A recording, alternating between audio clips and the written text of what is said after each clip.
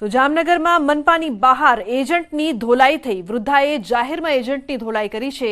ફોર્મના 5 રૂપિયાને બદલે 350 લીધા હતા। મહિલાએ બાકીના રૂપિયા પરત માંગ્યા। રૂપિયા પરત ન કરતા મહિલાએ ધોલાઈ કરી તો પોલીસે એજન્ટની અટકાયત કરી છે। દ્રશ્યો પણ સામે આવ્યા જેમાં વૃદ્ધ મહિલા કઈ રીતે એજન્ટને મારી રહી છે તે જોવા મળી રહ્યું છે। તો મનપા બહાર એજન્ટની ધોલાઈ કરવામાં આવી। ફોર્મના વધુ પૈસા લેતા મહિલાએ એજન્ટની ધોલાઈ કરી।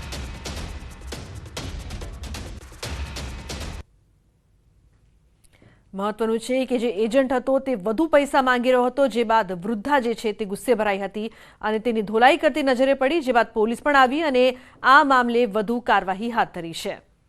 તો જામનગર મનપાની બહારના દ્રશ્યો અહીંયા સામે આવી રહ્યા છે। લોકોના ટોળા પણ એકઠા થઈ ગયા હતા। વડોદરામાં મહિલા સિક્યોરિટી ગાર્ડ પર હુમલો થયો છે। સિગારેટ પીવાની ના પાડતા 5 લોકોએ હુમલો કર્યો છે। મહિલા સિક્યોરિટી ગાર્ડ પર હુમલાનો બનાવ સીસીટીવીમાં કેદ થયો છે। પ્રતાપનગર સામેના એલિફન્ટ આર્કેડમાં આ બનાવ બન્યો હતો। મહિલાના વાળ ખેંચી મારામારી પણ કરવામાં આવી। મહિલાઓ બૂમો પાડતા હુમલાખોરો ત્યાંથી ફરાર થઈ ગયા।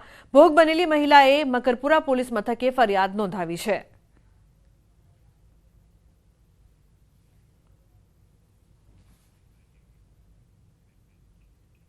તો જૂનાગઢમાં યુબીઆઈ બેંકના રિજનલ મેનેજરે બેંકના જ કોમ્પ્લેક્સમાં ફાંસો ખાઈને આત્મહત્યા કરી લીધી। પોલીસને મળી આવેલી સુસાઇડ નોટમાં ઉચ્ચ અધિકારીની જોહુકમી અને સહકર્મચારીઓની ગુટબાજીના કારણે કામનું ભારણ રહેતું હોવાથી આત્મહત્યા કરી લીધી હોવાનો ઉલ્લેખ છે। પોલીસે પ્રથમ આત્મહત્યાનો ગુનો નોંધ્યો હતો, જો કે સુસાઇડ નોટ મળતા હાલ બેંક કર્મચારીઓની પૂછપરછ હાથ ધરી છે। મૃતકનો પરિવાર ભોજપુરનો હોવાથી તેમના આવ્યા બાદ નિવેદન લેવાશે।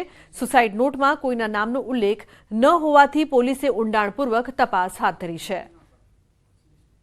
જે સુસાઇડ નોટ મેળવેલી તે બાબતે પણ તપાસ શરૂ હોય। બેંકના આજે એક મરણ જનાર છે સિયારામ પ્રસાદ, મેનેજરના અન્ય કર્મચારી અન્ય બેંકના સ્ટાફના સ્ટેટમેન્ટ લેવાની કાર્યવાહી, આ ઉપરાંત અન્ય છે જે કે સંલગ્ન તપાસ છે તે બી ડિવિઝન પોલીસ સ્ટેશનની શરૂ છે। તો વડોદરાના કરજણમાં અજાણ્યા વાહનની ટક્કરથી બાઇક સવાર 2 લોકોના મોત નીપજ્યા છે। નેશનલ હાઈવે 48 પરના રેલવે બ્રિજ પાસે અકસ્માત સર્જાયો। બાઇક સવાર 2 લોકોના ઘટના સ્થળે જ મોત નીપજ્યા। અકસ્માતને પગલે હાઈવે પર થયો છે ટ્રાફિક જામ।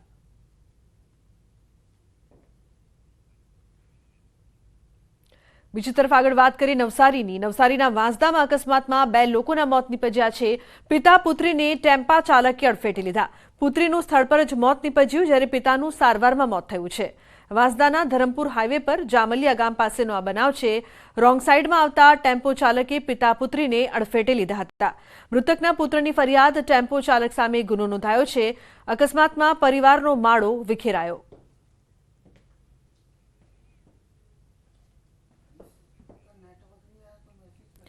તો સુરતમાં વેલેન્ટાઇન ડે ને લઈને સુરત પોલીસ એક્શનમાં આવી ગઈ છે। સુરતના છેવાડે આવેલા ડુમ્મસ બીચ ઉપર પેટ્રોલિંગ શરૂ કર્યું હતું।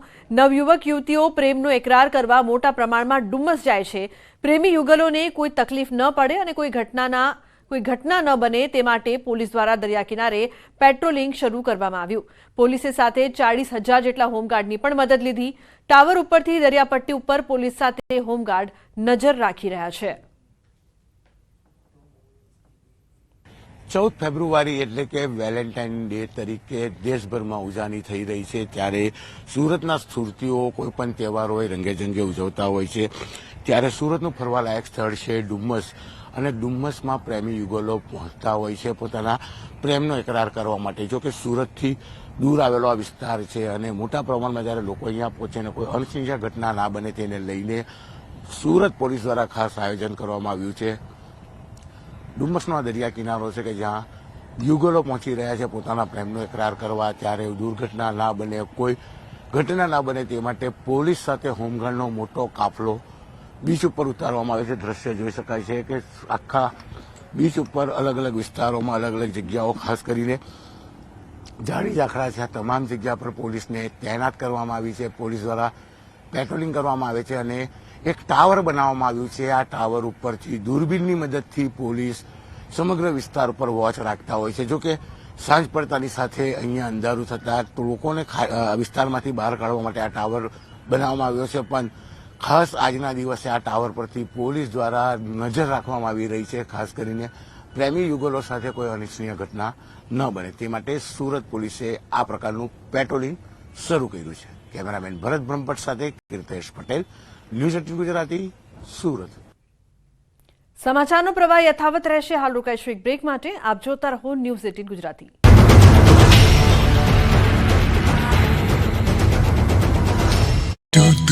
માણસામાં વરઘોડામાં જાતિ વિષયક શબ્દો બોલાતા બબાલ થઈ. બાઇક પર આવેલા યુવકે વરરાજા પર હુમલો કરતા મામલો બિચક્યો. માણસામાં યોગેશ ચાવડા નામના વ્યક્તિએ વરરાજાને લાફો માર્યો. વરઘોડો નહીં કાઢવા આપી હતી ધમકી, જાનથી મારી નાખવાની પણ આપી ધમકી. સમગ્ર મામલે પોલીસે શરૂ કરી તપાસ. બનાસકાંઠામાં જોખમી સવારીના દ્રશ્યો સામે આવ્યા. બાલારામથી ડીસા જતા માર્ગ પર જોખમી સવારી, રિક્ષામાં ઘેટા બકરાની જેમ મુસાફરો ભર્યા.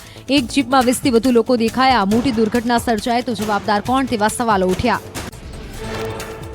જૂનાગઢમાં માતા પિતા માટે લાલબત્તી સમાન ઘટના બની. ગેલેરીમાં રમતા રમતા બાળક નીચે પટકાયું. પહેલા માળેથી બાળક નીચે પટકાતા સારવાર માટે ખસેડાયું. સમગ્ર ઘટનાના ચોંકાવનારા સીસીટીવી સામે આવ્યા.